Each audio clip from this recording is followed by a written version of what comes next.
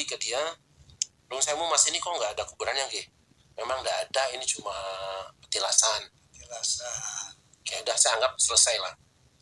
Tapi sekian tahun kemudian, kok sekarang ada tulisan besar makam keramat Syekh Jumadil Kubro, dan itu ada kuburannya. Pertama tuh nggak ada. Sekarang sudah ada kuburannya. Ada kuburannya, disebut dengan wisata ziarah, kemudian ada warung-warung, ada kotak amal tentunya, yang penting kan kotak amal sebetulnya. Yang nomor satu, kalau yang lain sunat-sunatnya lah. Nah, saya tanya orang-orang, setahu saya Syekh Jumadil Kubro itu ada terbuai di Jawa Timur, bukan di situ. Sebentar, Syekh Jumadil Kubro itu tokohnya fiktif apa eksis? Eksis. Siapa beliau itu? Syekh Jumadil Kubro itu kan termasuk yang menurunkan kemudian Wali Songo kan? Oke. Yang menurunkan Wali Songo. Syekh Jumadil Kubro ini terah dari Wali Songo. Leluhurnya Wali Songo. Leluhurnya Wali Songo adanya di daerah Trowulan. Nah, itu Trowulan, Jawa Timur. Makam aslinya ada? Ada. Di Trowulan. Di Trowulan, Jawa Timur. Sampai sekarang masih ada. Nah, yang palsu itu di mana? Nah, di Terboyo itu Semarang. Di Semarang. Saya tanya, ini siapa yang mengadakan ini nih? Katanya berdasarkan petunjuk dari satu daerah lah. Dari mana? Dari Pekalongan. Habib Lutfi. Ya.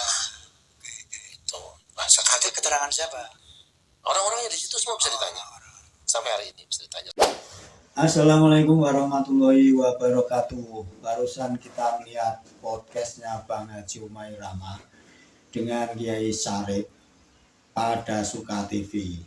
Menariknya di sini saya amati Bang Haji Umairama sering berdiam, mungkin juga terkaget-kaget bagaimana Kiai Syarif ini menuturkan berbagai hal yang sebagian besar kita amati merupakan pengetahuan yang sudah kita ketahui di YouTube dan informasi selama ini, yaitu tentang pemalsuan sebuah makam. Dari makam Mbah Priok, kemudian ada yang di Semarang, di Lemper Kidul, KRT Sumoding Ningrat, yang kenyataannya makam aslinya ada di Jejeran Bantul. Lantas juga ada makam palsu yang ada di Kaligawe, kurang lebih seperti itu di Semarang, yang diatasnamakan Syekh Jumadil Kubro. Bahkan pengalaman Kiai Syarif ini pernah ziarah ke situ, kemudian melihat ke dalam dari cungkup tobong itu yang di dalamnya ini ada sebuah makam yang tentunya ada batu nisannya atau mahisan. Itu kenyataannya tidak ada sama sekali. Kiai Syarif menanyakan kepada penjaga makam itu, juru kuncinya mungkin menanyakan kok tidak ada batu nisannya di situ. Dijawab oleh yang juru kuncinya ini kalau ini hanya petilasan. Bangunannya ini sudah mewah dan dikunjungi ribuan orang selama ini. Tapi entah sekarang kondisinya seperti apa setelah ketahuan bahwa makam Syekh Jumadil Kubro yang ada di Semarang ini adalah palsu belaka. Tapi sebelum itu Bang Haji Umairama juga terkesima dengan penuturan sejarah dari Mbah Priok yang konon ada seorang Habib yang ikut sebuah kapal. Kemudian meninggal di kapal itu, terus kapal tersebut merapat dan kebetulan itu ada di wilayah Tanjung Priok yang sekarang tanah di wilayah itu menjadi pelabuhan dan tanahnya milik Telindo. Dikuburkanlah jasad itu di situ. Kemudian setelah beberapa waktu, karena ini tanahnya Pelindo, makam ini lantas dipindahkan kepada suatu tempat, dan itu semua orang banyak yang tahu, tentu saja yang umurnya sudah ya kepala 5, kepala 6 itu banyak yang tahu. Lantas entah bagaimana ceritanya, si batu nisan ini dicuri, kemudian dikembalikan ke kuburan lama di Tanah Blendu ini. Dan sampai sekarang makam itu ceritanya juga rame, masih rame, dan saya pernah berkunjung ke sana. Dibangun begitu megah, di depannya ada seperti gapura, dan di dalamnya tentu ada rumah atau bangunan yang bisa ditinggali sebagai penunggu atau istilahnya juru kunci. Dan juga saya pernah ketemu ada orang Arab, mungkin Yaman ya. Waktu itu kita tidak tahu masalah ini akan seperti ini. Itu ketika kita datang melihat ada orang berziarah, si orang Arab ini kemudian sembunyi. Itulah pengalaman kita waktu itu.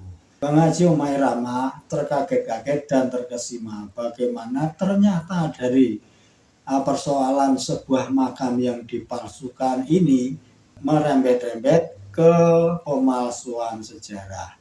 Dan Kiai Sarip Rahmat ini bertanggung jawab dengan apa yang diutarakan di podcast ini. Bahkan beliau tentu saja berani akan diketemukan jika mungkin kepada si empunya yang punyai gawe adanya makam-makam keramat yang disinyalir dibohongkan atau dipalsukan, baik yang diganti namanya atau yang dibuat baru dengan nama-nama wali tertentu. Siapa lagi orang yang berbuat ini, kita sudah tahu semua. Jadi dari pertemuan podcastnya Bang Haji Umairama ini, saya katakan sepertinya Bang Haji ini ibarat mewakili orang-orang elit, orang-orang atas yang selama ini tidak tahu tentang polemik yang ada di masyarakat bawah yang luas. Karena mungkin karena tingkatnya ya dalam kesehariannya ini berhubungannya ini tidak langsung dengan masyarakat bawah, maka orang-orang elit di negeri kita ini kemungkinan sedikit sekali yang tahu masalah seperti ini. Padahal ini merupakan masa depan kita apabila tidak diungkapkan mulai sekarang ini. Alhamdulillah, karena polemik nasab yang pertama-tama digaungkan dengan tesisnya Kiai Imaduddin Al-Bantani yang beberapa waktu lalu sudah diundang ke podcastnya Bang Haji Roma ini, nasab-nasab yang mengaku dari keturunan Nabi kita Muhammad SAW pelan-pelan mulai terbongkar. Sudah 2 tahun lebih ini masih berjalan, dan semakin luas anak-anak negeri ini tahu siapa sesungguhnya mereka-mereka ini. Kiai Sarip Rahmat beberapa kali membuat Bang Haji Umairama ini seperti menahan diri dengan kalimat ya sedikit agak-agak bagaimana, apakah ini bisa dipertanggungjawabkan, mungkin seperti itu pertanyaannya kepada Kiai Sarip. Dan tentu dijawab oleh Kiai Sarip, ya tentu saja berani. Dan ini karena terbukti dengan banyak data-data yang tentu saja sudah dikumpulkan. Untuk Bang Haji Umairama, semoga sehat selalu. Dan saya yakin dengan melihat podcastnya Bang Haji Umairama selama ini, dari Guru Gembul, kemudian Kiai Imaduddin Al-Bantani, kemudian Rumel Abbas, kemudian Dr. Manasim Ali, dan yang terakhir ini adalah Kiai Sarip Rahmat. Ini kalau orang-orang elit melihat acara ini, mungkin juga akan berpikir dan terkaget-kaget, loh ternyata selama ini si bapak itu perbuatannya. Ini kalau dibiarkan terus-menerus, apa jadinya masa depan sejarah negara kita dan anak cucu kita ke depannya ini akan seperti apa. Mungkin nanti akan menjadi gembel di bawah kekuasaan doktrin kaum ini.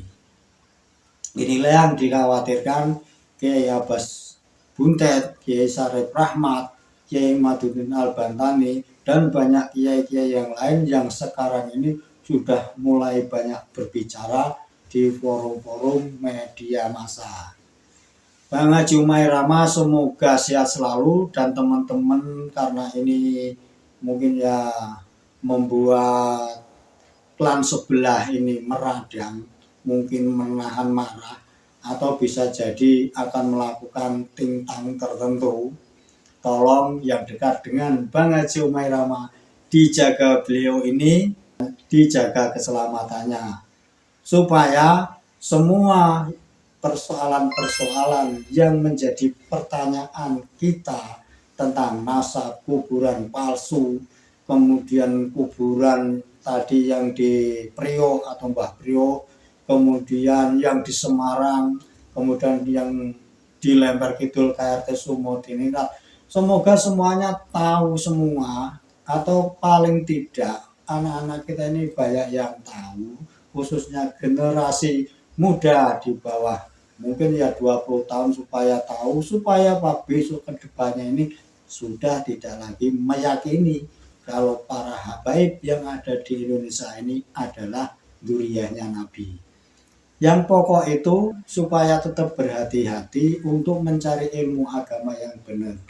Kepada kiai kampung kita yang jelas kualitasnya, yang jelas ini nenek moyangnya dari Wali Songo, kemudian sampai Syaikhul Qadir Jailani dan ke Kanjeng Nabi, itu lebih pas untuk dijadikan sebagai guru ngaji.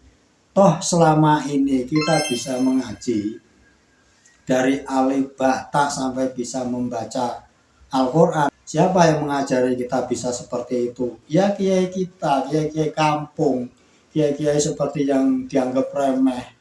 Tapi apa jadinya setelah kita bisa mengaji? Apalagi kita yang tinggal di kota seperti Jakarta, terpaut hati kita kepada klan Ba'alawi. Dia ngajari ilmu agama ini nggak mungkin dari nol, nggak pernah saya lihat, kecuali kiai-kiai Nusantara, kiai kampung yang mengajari kita dari nol sampai perkara wudhu, perkara sholat, dan seterusnya. Dan itu yang harus kita muliakan, kita hormati. Dari podcast malam hari ini bersama Kiai Syarif Rahmat, akhirnya Bang Haji Umairama, mungkin menurut pandangan saya yang menonton ini menambah ilmu pengetahuan yang baru, dan kemudian mencocokkan apa-apa yang telah diketahuinya, dan tentu akan semakin menggali apa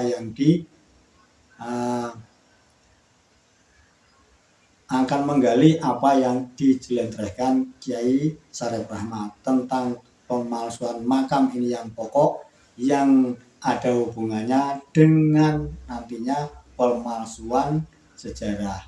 Syarif Rahmat juga menceritakan tentang Mbah Kiai Kolani Berjan, tentang torekoh yang oleh Pak Lutfi ini. Juga masalah NU tadi juga disebut sejarahnya, bagaimana seolah-olah dari kakek Pak Lutfi ini juga berperan mendirikan Jamiah Nahdlatul Ulama.